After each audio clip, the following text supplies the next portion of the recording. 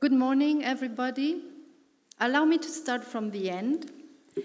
And as a first thing, thank Mayor Jankovic for hosting this year's Eurocities annual meeting and conference.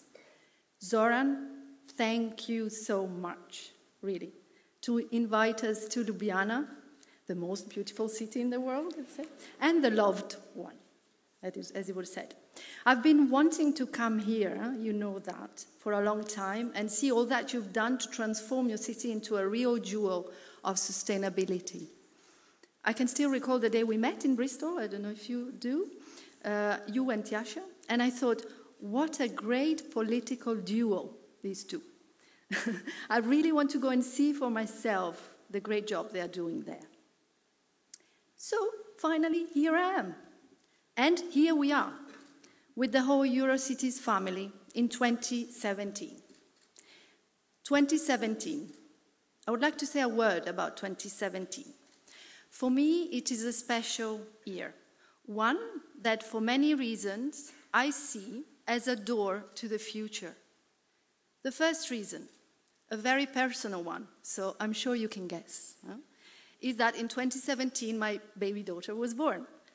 No better gift from life for the future. Apart from making me sleep deprived, she has boosted my life and has certainly opened the door to a new future.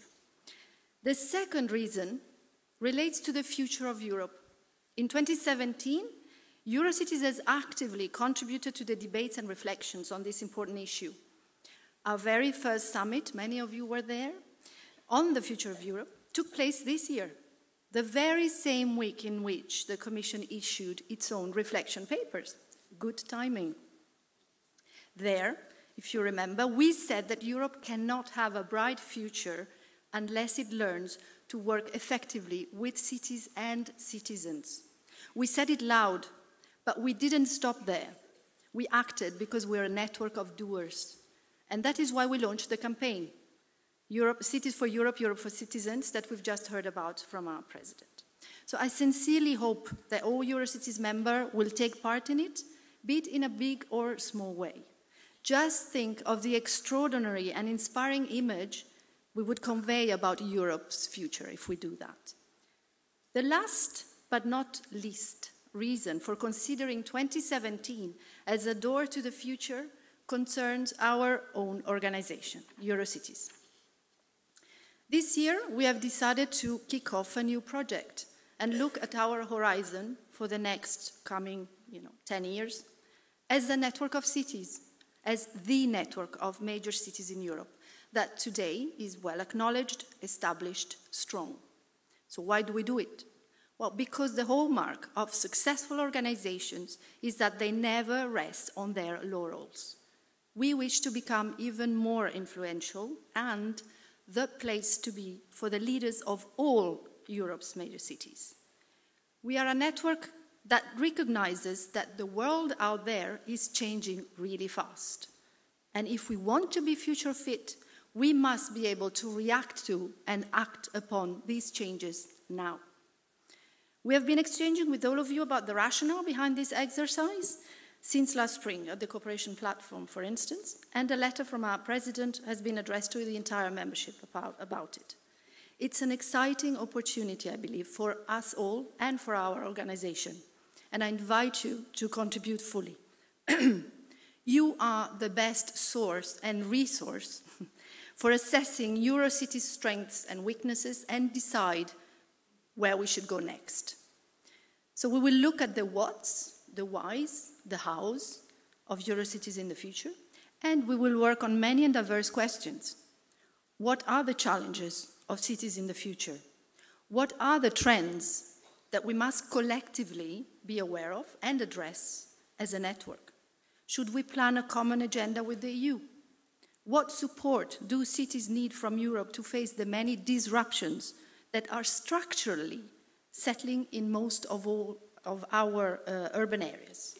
And in this respect, I'm thinking of increasing unemployment and the difficulties of creating quality jobs, growing income inequalities and housing. How can a city leader like you sustain a functional urban economy when its teachers, nurses, hospital and service worker can no longer afford to live within reasonable commuting distance of their workplace, and they are pushed to the fringes of the city. What about the gender perspective? And how will cities be able to decarbonize even faster than is currently being foreseen? Not only through mobility policies, but with a change in economic and consumptions model, which is much deeper. What about the impact of emerging technologies? What about the crisis of confidence facing our political institutions?